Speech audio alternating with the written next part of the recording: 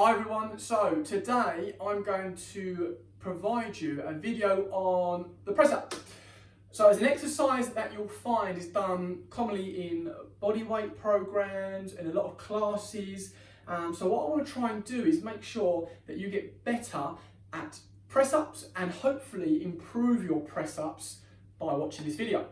Now before we start, just want to make sure that anything I do prescribe, ensure that you've done an appropriate warm-up first, and also, if you can, have some water on hand once you have carried out the session. So the first thing I'm going to do, guys, is show you the press up on the toes, and then from there I'm going to give you some alternatives, I'm going to give you some regressions, and hopefully by the end of the video you should be able to practice on getting better at doing press ups on your toes. So guys, I'm going to give you a demonstration first of the press up exercise on your toes. I'll talk you through it afterwards, and then we'll try and break it down to understand the movement a bit better.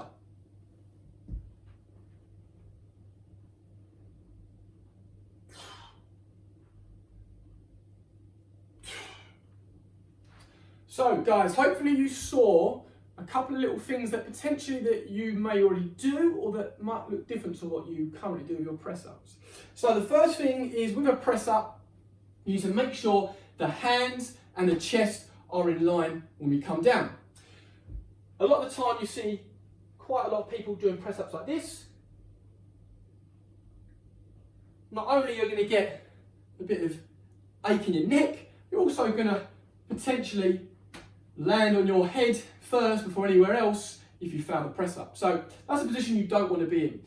The first thing you must try and do to improve your press ups is have your chest here and not back here, okay? So we've got the body parallel to the ground, we have the chest in line with the hands, we take a deep breath in on the way down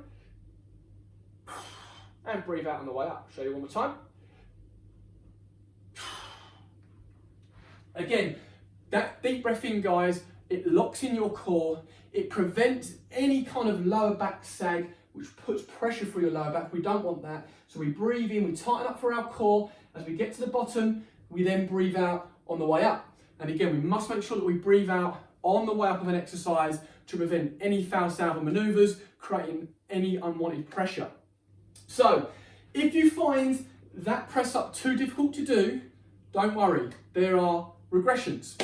If you've got a mat, guys, that'd be great for this next part. Unless you've got a soft surface to work on, you don't want to do this on a hard surface because it will put a bit of pressure through your knees. So we're going to look at the 3/4 press ups. I'll give you a demo first and then we'll talk through it.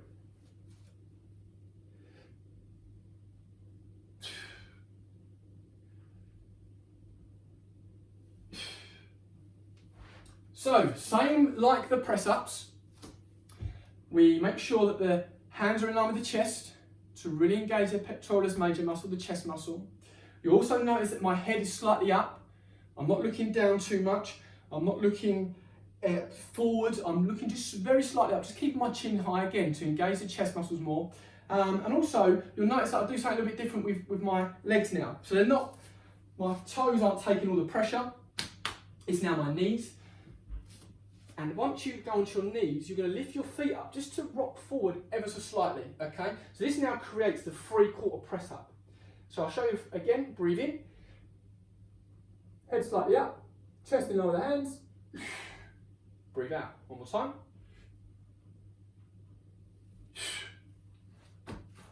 Now, again, that's an exercise that is a regression from the press ups on your toes.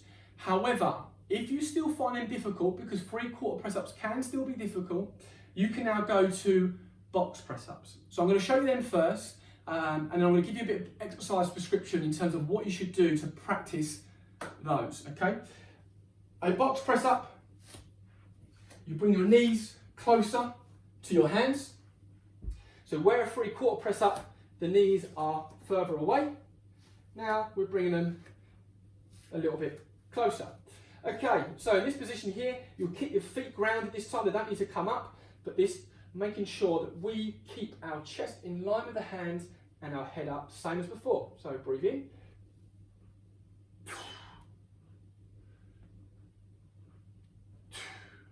Again, you'll notice, guys, as I go down, my chest stays in line, my feet don't raise, but I engage the core by breathing in and then breathing out. So that's what I want you to sort of work on to begin with. If you can't do press-ups on your toes, you're going to try and 3/4. With the 3/4 press-ups, again, prescribe yourself 3 sets of 10. If you can do a few more, you can go up to 12, potentially 15. Really focus on controlling that down phase. 2 seconds on the way down, nice control, 1 second on the way up. If you find the 3/4 press-ups too difficult, you can go to the box press-ups. Same prescription for those to get better at those. 3 sets of 10. If you find the 10 too easy, 12 or 15.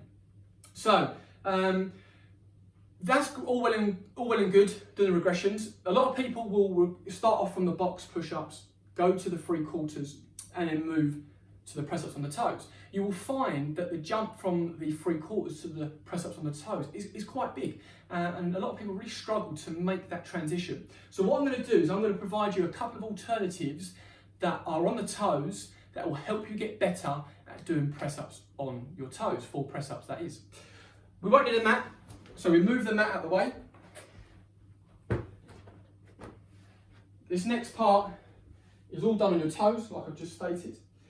So the first one we're going to do is an eccentric press-up. I'm going to show you 2 demonstrations and then I'm going to explain why I've done it and how I've carried them out.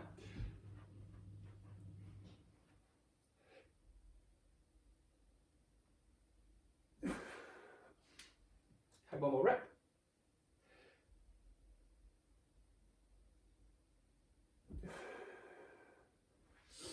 So you'll notice that the eccentric press-ups just focusing on the way down.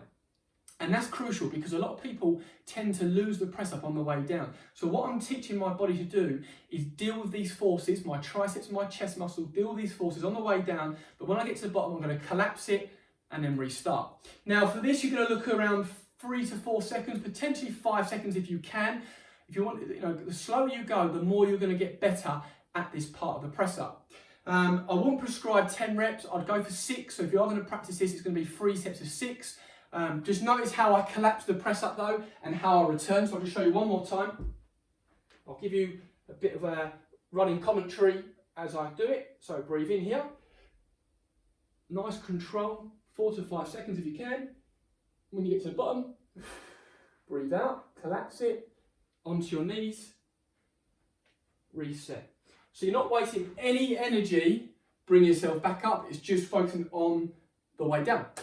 Now, they're quite difficult, but there's something that will help you get better at press-ups. If you find them really, really tough on the toes, you can, by all means, do that kind of movement on your knees as a 3/4 press-up. Again, slowing it all the way down, get to the bottom, and then slowly collapse it. However, if you want to get better at press-ups on your toes, it's a good way to get your body used to that.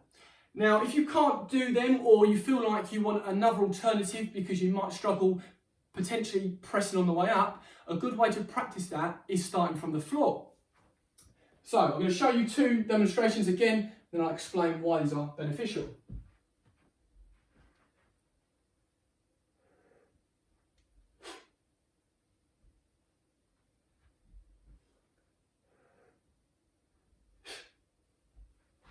So you'll notice that there is no down phase. I always start from the floor. I'm focusing on pushing myself out of the press up, the concentric phase, and I'm looking at doing it in around 1 second, so I'm not going slow. And then when I get to the top, onto my knees, back to the floor, and then restart. So guys, with this one, where possible, you want to make sure that your chest and your knees and your hips come off the floor at the same time, like so. Collapse it. Restart, go again. Again, the breathing is really crucial here, guys. Breathe in before you start. And then breathe out when you finish. Now with this one, if you fail to bring your chest, your hips and your knees off the floor at the same time, you might find it looking like this. Now, the reason you want to be careful with doing it like that is it may put a little bit of low back pressure because you're creating like a back sag effect. So where possible, try and avoid that. If you do feel like it aggravates, then potentially leave that part alone, get better at the eccentric part, and then return to that after. Now for the concentrics, I'll prescribe them like I would for the 3/4 and for the box press ups. I'll do 3 sets of 10. If you can go 12. I wouldn't go too high with these though, because what you want to try and do is work on being nice and strong on the way out, and then ensuring that you restart to not fatigue yourself on the way down. And again, the whole purpose of them is to be as quick as you can on the way up, making sure knees, hips and chest come off the floor at the same time. Thank you guys, hope you enjoyed the video.